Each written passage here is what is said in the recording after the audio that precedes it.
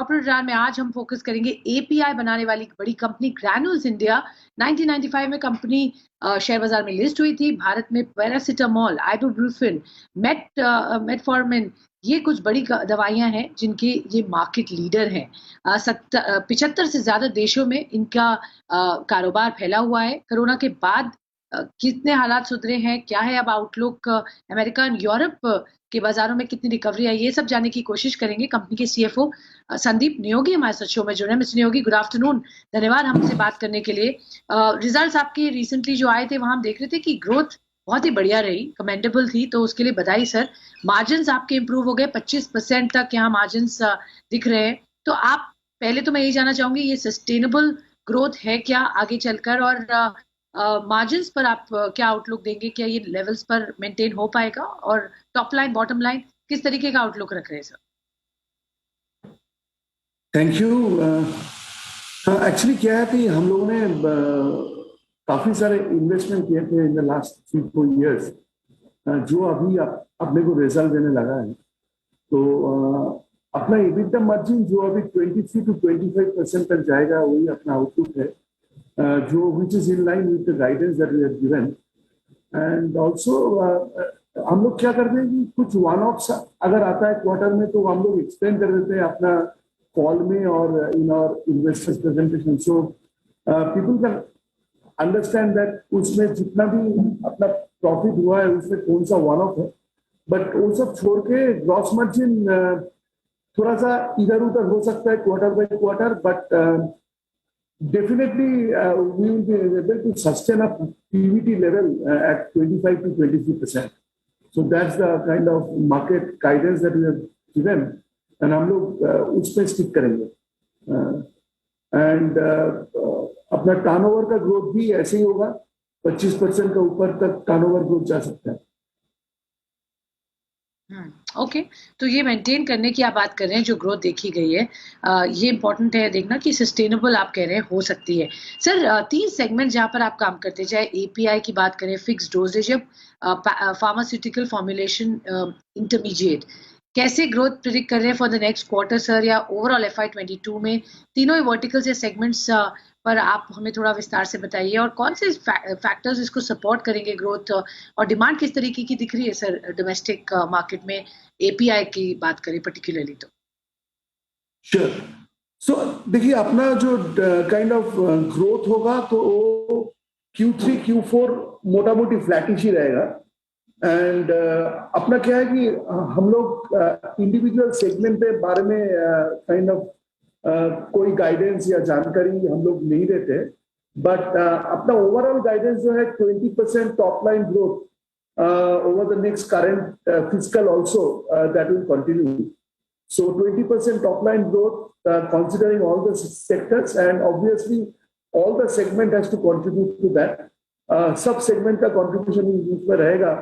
कौन सा segment बढ़ेगा, कौन सा segment कम होगा, ये थोड़ा सा गाइडेंस देना मुश्किल है, और हम लोग देते भी नहीं है। और एक्सपेक्टेशन इज दैट हम लोग न्यू जियोग्राफी में जाएंगे, और extension of the existing molecule and the new product launches. तो अपना स्ट्रेटेजी है कि जियोग्राफी एक्सपैंड करना, न्यू मॉलिक्यूल को लॉन्च करना, और एग्जिस्टिंग मॉलिक्यूल जो मार्केट है उसको ठीक रखना। So this will be our fuel to growth. और ग्रोथ का स्ट्रेटेजी यही बनेगा।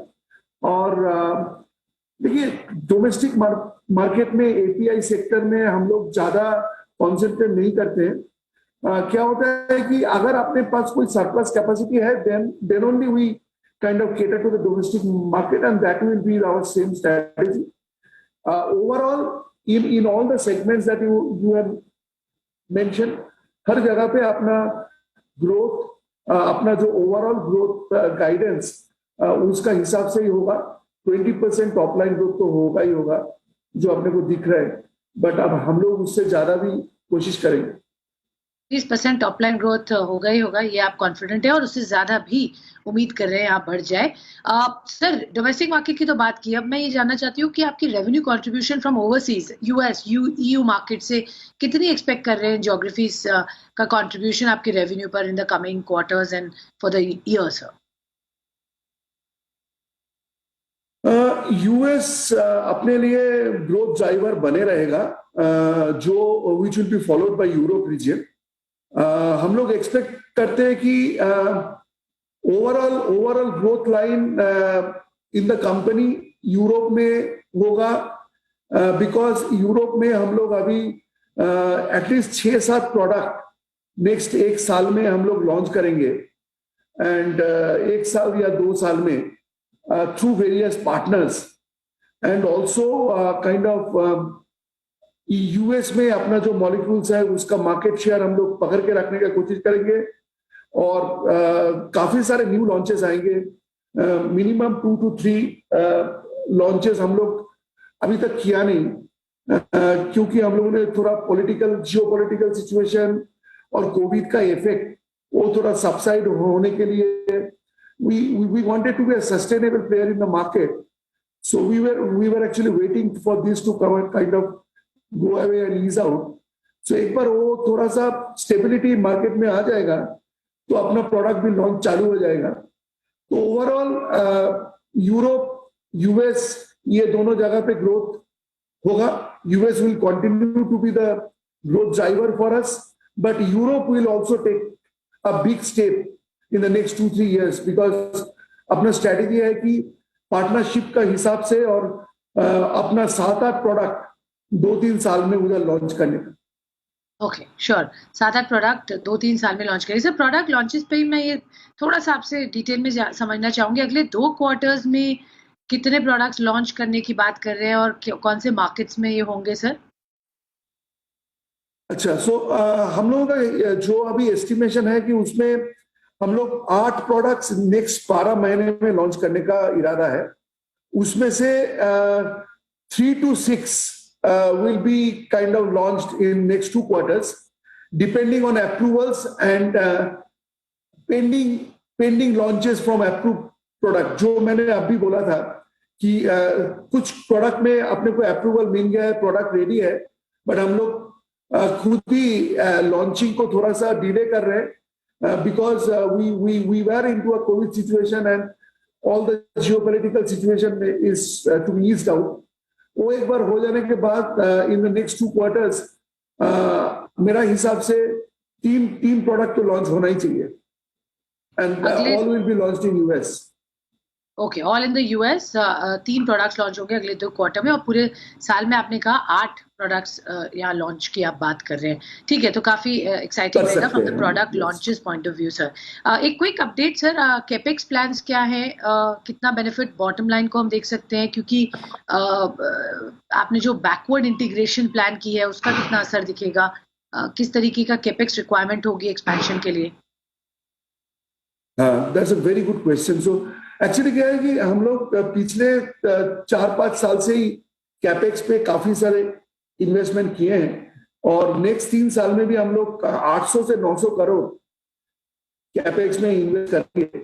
उसमें 250 का अपना मार्क्स ब्लॉक में जाएगा, 400 करोड़ को ये एक नया ग्रीनफील्ड जो हम लोगों ने अनाउंस किया है, ये ग्रीनफील्ड प्रोजेक्ट जिनोम वैली में आएगा हैदराबाद में, और 90-95 crore API plant in Vizag में काइंड ऑफ एक्सपेंशन में आएगा।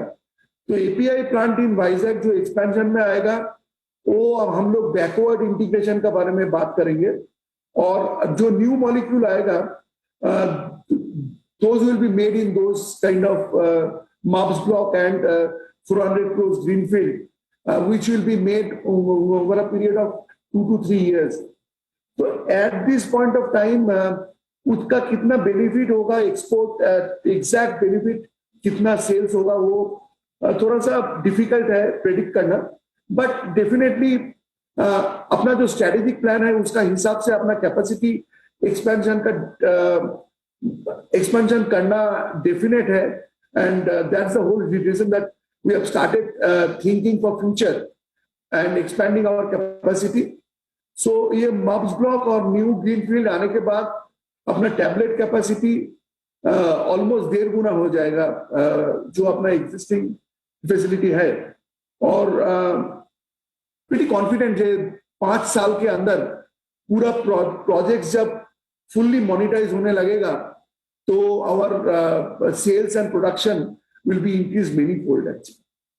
ऑल राइट, ब्रिलियंट सर, बहुत बहुत धन्यवाद सर मिस्टर नियोगी हमारे साथ जुड़ने के लिए और बताने के लिए कि किस तरीके के आपके प्लान्स हैं और कैसे आगे ग्रोथ दिख रही है फॉर द कंपनी, किस तरीके का टॉप लाइन बॉटम लाइन उम्मीद कर सकते हैं। तो काफी strong robust pipeline of growth दिखा रहा है ग्रैन्यूल्स इंडिया। बहुत बहुत धन्यवाद हमारे साथ जुड़ने के लिए।